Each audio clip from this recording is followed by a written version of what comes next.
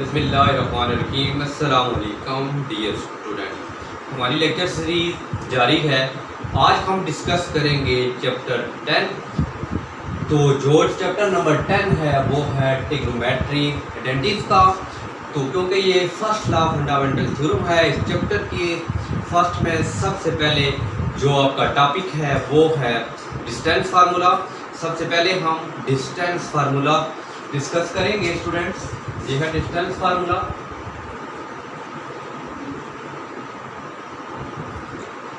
अब जो आपके पास डिस्टेंस फार्मूला है स्टूडेंट, इसका फार्मूला है x2 माइनस x1 का whole square plus y2 minus y1 का होल स्केयर। आप स्टूडेंट आपको इस तरह भी लिख सकते हैं x1 माइनस x2 का whole square plus y1 minus y2 का होल स्केयर। क्योंकि स्टूडेंट इससे फर्क नहीं पड़ेगा क्योंकि यहाँ पे होल स्केयर है, अगर माइनस है तो वो आपके पास पॉजिटिव आ जाएगा। तो स्टूडेंट ये आपके पास डिस्टेंस फार्मूला था। फर्क करें कि आपने दो पॉइंट्स के दरमियान डिस्टेंस फाइंड करना है। ए x1 y1 पॉइंट है और जो बी पॉइंट है वो स्टूडेंट आपके पास x2 y2 है। तो स्टूडेंट इन दो पॉइंट्स के दरमियान अगर आपने डिस्टेंस फार्मूला फाइंड करना है, क्योंकि हम डिस्टेंस फार्मूला में किसी भी, क्योंकि जो डिस्टेंस फार्मूला है ये किसी भी पॉइंट्स की जो आपकी है लेंथ को ज़ाहिर करने के लिए किया जाता है। What is distance formula, how to use. फर्क करें आपके पास स्टूडेंट मैं 1 पॉइंट ले लेता हूँ 3 4, बी पॉइंट ले लेता हूँ 6 1। तो इन दो पॉइंट्स के दरमियान हमने डिस्टेंस फार्मूला फाइंड करना है। तो स्टूडेंट सबसे पहले आपको डिस्टेंस फार्मूला याद होना चाहिए। तो स्टूडेंट डिस्टेंस फार्मूला है x2 माइनस x1 का whole square plus y2 minus y1 का होल स्केयर। स्टूडेंट ये आपके पास x1 y1 x2 y2। इस चैप्टर में हम डिस्टेंस फार्मूला इसलिए यूज़ कर रहे हैं क्योंकि ये जो डिस्टेंस फार्मूला है ये फर्स्ट आपका जो फंडामेंटल लॉ ऑफ थ्योरम है उसके अंदर आपका डिस्टेंस फार्मूला यूज हो रहा था।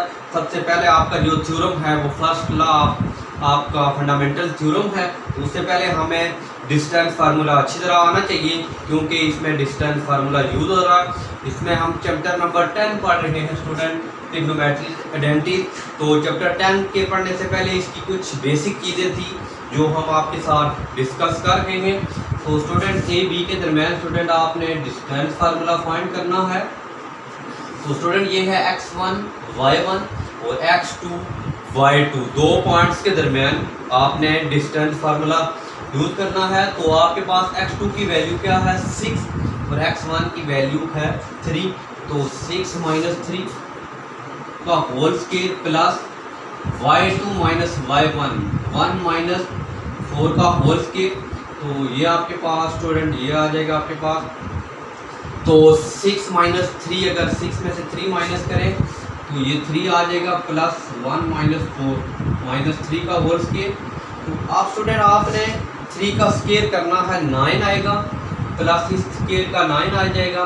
तो आपके पास स्टूडेंट ए बी जो डिस्टेंस फार्मूला था वो आपके पास 18 आ गया। इसी तरह आपके पास कोई पॉइंट्स भी दिए हों तो आप ये फार्मूला यूज़ करते हुए डिस्टेंस दो पॉइंट्स के दरमियान आपके पास फर्क करें, ये मैंने ए और बी दो पॉइंट्स लिए हैं तो इनके दरमियान आप इजीली डिस्टेंस फाइंड कर सकते हैं। तो स्टूडेंट अब हम डिस्कस करेंगे फंडामेंटल लॉ ऑफ ट्रिग्नोमेट्री। तो फंडामेंटल लॉ ऑफ ट्रिग्नोमेट्री में आपके पास कुछ बेसिक फार्मूलेज हैं वो आपने याद रखने हैं। Fundamental law of trigonometry, fundamental law of trigonometry.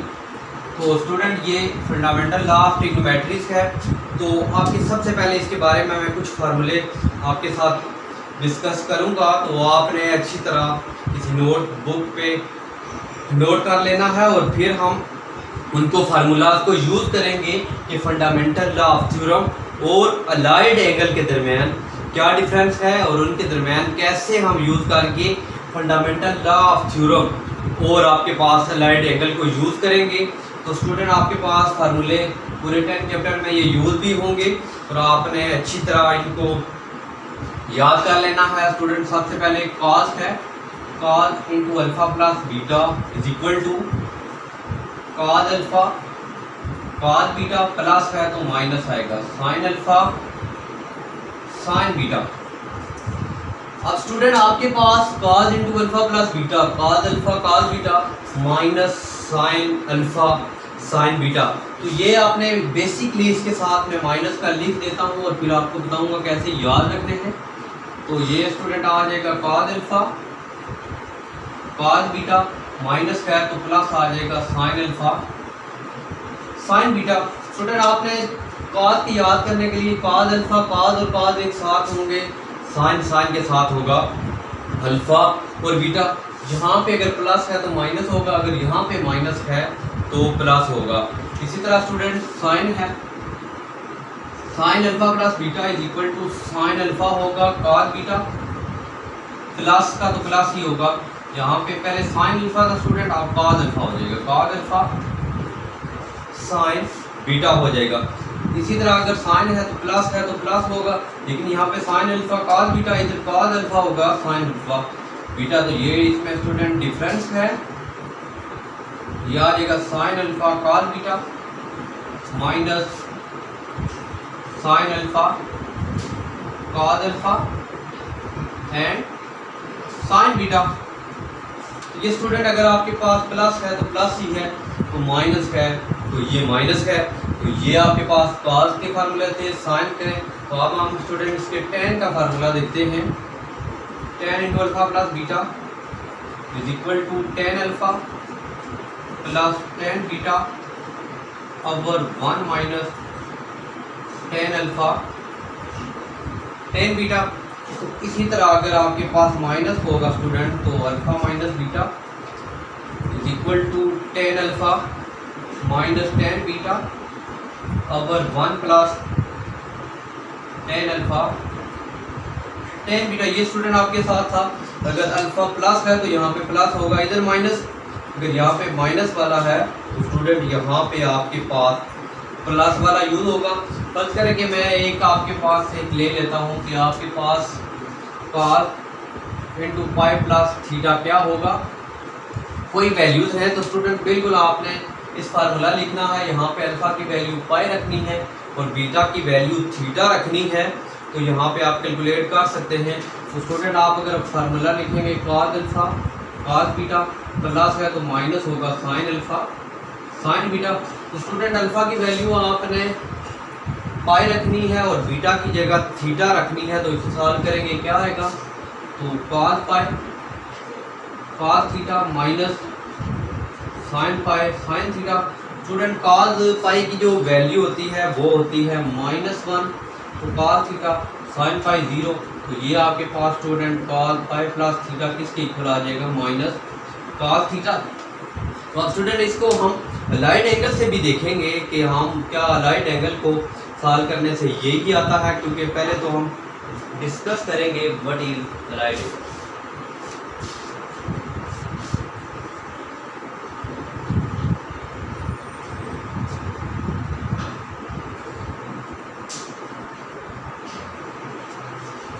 अब हम डिस्कस करेंगे व्हाट इज अलाइड एंगल।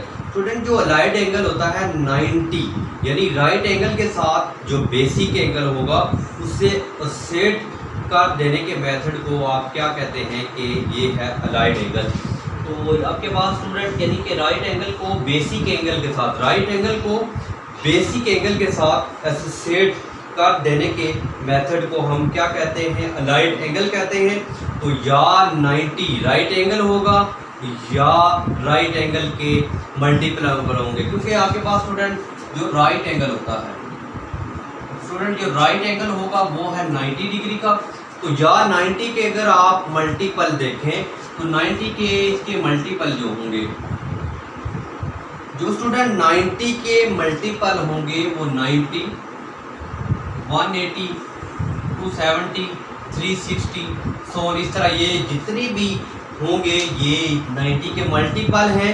तो उनको बेसिक एंगल के साथ एसोसिएट कर देने के मेथड को हम कहते हैं अलाइड एंगल। फर्स्ट करो मैं आपके पास इस तरह लिख लेता हूँ 91 डिग्री।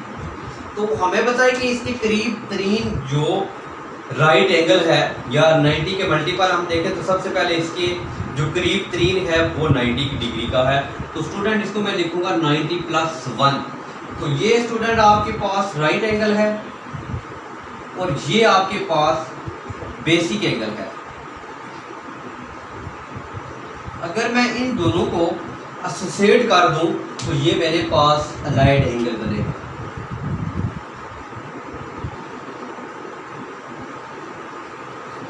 यानी आपके पास कोई एक और हम एग्जांपल ले लेते हैं। अगर मैं फर्क करें 150 देखता हूँ तो क्योंकि 90 इसके करीब तरीन जो 90 का राइट एंगल का मल्टीपल है वो 180 डिग्री है। मीन कि पाई है तो पाई 180, इसमें मैं कितना माइनस करूँगा कि 150 आ जाए तो ये 30 डिग्री करूँगा। ठीक है, अगर फर्ज करें यहाँ पे 52 होता तो यहाँ पे आपके पास स्टूडेंट 29 आ जाता। तो इस तरह ये आपके पास right angle multiple right angle है प्लस बेसिक एंगल है, तो ये मिलके आपके पास अलाइड एंगल बनता है। तो आप अलाइड एंगल को इसके मल्टीपल में इसी तरह भी लिख सकते हैं π/2 पाई 3π/2 2π। तो इन एंगल के साथ आप प्लस या माइनस एंगल जो आपके पास बेसिक एंगल होगा वो आप सेट करेंगे तो आपके पास मिल के अलाइड एंगल बनता है। फर्ज करें π/2 ± थीटा, पाई ± थीटा प्लस करें या माइनस करें और 3π/2 ± थीटा एंड 2π ± थीटा। इस तरह की जो आप 90 राइट एंगल या 90 है या 90 के मल्टीपल के साथ जब आप एसोसिएट करेंगे तो स्टूडेंट इस मेथड को बोलते हैं अलाइड एंगल। अब हम डिस्कस करेंगे व्हाट इज द कोरेशियो।